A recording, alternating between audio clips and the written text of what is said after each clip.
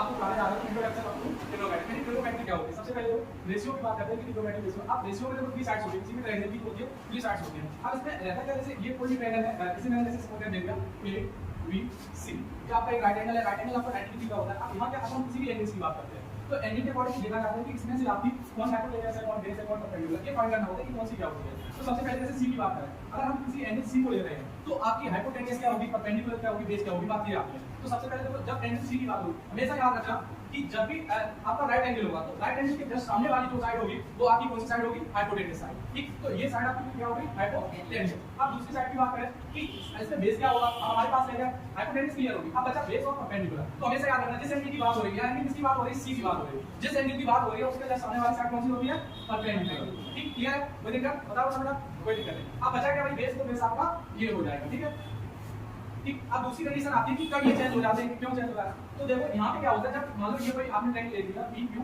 Are, ठीक। अब बात आती है कि पी क्यू आर, अगर अभी एंगल की बात कर रहे हैं सी क्यू, ठीक। अब यहाँ क्या, अगर सपोज दैट मैं मान लिया ये वाले एंगल की बात कर रहे हैं, किसकी, एंगल पी की। तो हमेशा याद रखना जो बच्चे इसमें बहुत ज्यादा कंफ्यूजन होती है, पूछा कुछ जा रहा है, पता कुछ रहा है, तो उनका आंसर सही नहीं आता है। उसकी यही वजह होती है, उन्हें ये नहीं पता होती कौन सा परपेंडिकुलर होता है, कौन सी हाइपोटेनस होती है, उसमें वो डाउट में गलत कर जाते हैं उसकी वजह से, क्योंकि उन्होंने यही रखा हुआ है कि हाइपोटेनस बेस परपेंडिकुलर। लेकिन अगर जब एंगल आपका चेंज होगा तो क्या होगा, एंगल चेंज होगा तो बेस और परपेंडिकुलर भी चेंज होंगे। तो यहाँ एंगल पी की बात कर रहा है, पी की ये आपकी हाइपोटेनस होगी, ठीक है। हाइपोटेनस हमेशा सेम ही रहती है, यानी 90 डिग्री के जस्ट सामने वाली, ठीक है। अब उसके बाद जैसे बात करें, अब जैसे ये साइड हमने बताया था जिस एंगल की बात हो रही होती है उसके जस्ट सामने वाली साइड आपकी कौन सी होती है, परपेंडिकुलर। तो ये आपकी क्या हो जाएगी, परपेंडिकुलर। अब उसके बाद बचा क्या, बेस, ठीक। बेस आपका ये हो जाएगा। अब बात करते हैं कि इनमें रेशियो का रिलेशन क्या होता है। तो सबसे पहले देखो एक हमारे पास टॉपिक है कि पंडित मंत्री प्रसाद हर बोले, ये साइन कॉस इससे निकालेंगे। अब देखो साइन सबसे पहले कोई भी आप ले लो, जैसे मान लो आपने लिया साइन सी ले लिया या साइन बी ले लिया, कोई भी आपने रेशियो ले लिया, साइन सी ले लिया। अब साइन सी की बात होती है, सबसे पहले साइन सी बराबर क्या होता है, आपको पता है कि परपेंडिकुलर अपॉन हाइट, यानी आप क्या रख सकते हो, पंडित मंत्री के साथ। पी से मतलब होता है परपेंडिकुलर, बी से मतलब बेस और एस से मतलब हाइट। तो साइन बराबर होता है परपेंडिकुलर अपॉन हाइट, यानी इसका रिलेशन इससे होता है, ठीक है। तो यहाँ p upon h, clear, perpendicular upon height, यानी परपेंडिकुलर अपॉन हाइट। अब दूसरा ऐसे बात होता है कि b अपॉन h क्या होगा, तो cos बराबर क्या हो जाएगा, cos बराबर b अपॉन h, ठीक। यानी जो आपके बद्री प्रसाद है वो बद्री प्रसाद और s से संबंध रखते हैं। उसी प्रकार tan का आ जाएगा आपका, tan बराबर क्या हो जाएगा, p अपॉन b, ठीक।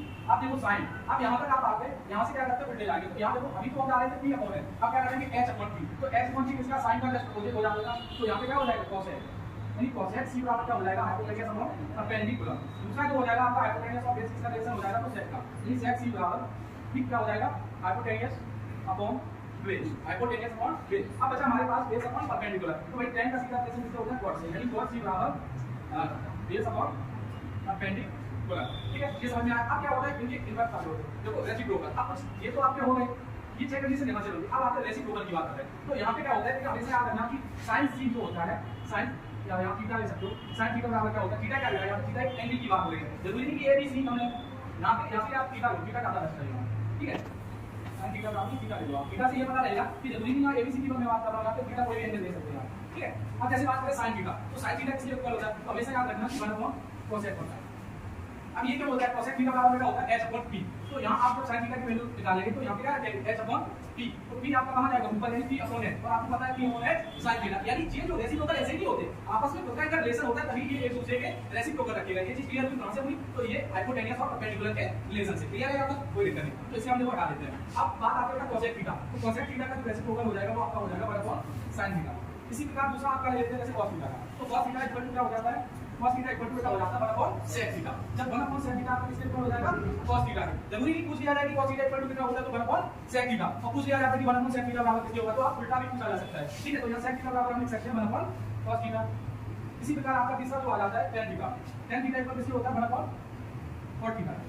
तो cot थीटा किसके इक्वल हो जाता है, 1/tan थीटा, 1/tan, ठीक है। अगर बात करें जैसे अगर इनका जो रिलेशन हो गया, अब बात करें इनके वैल्यू क्या होती है, जैसे थीटा की वैल्यू क्या होती है। अब थीटा की वैल्यू 0 तक, 0 से लेकर 90 तक, 180 तक कहीं कर ले सकते हैं। तो वो चीज हम आपको आगे वीडियो में लेके आएंगे, ठीक है। आज के लिए इतना ही दोस्तों, नमस्कार, जय हिंद साथियों।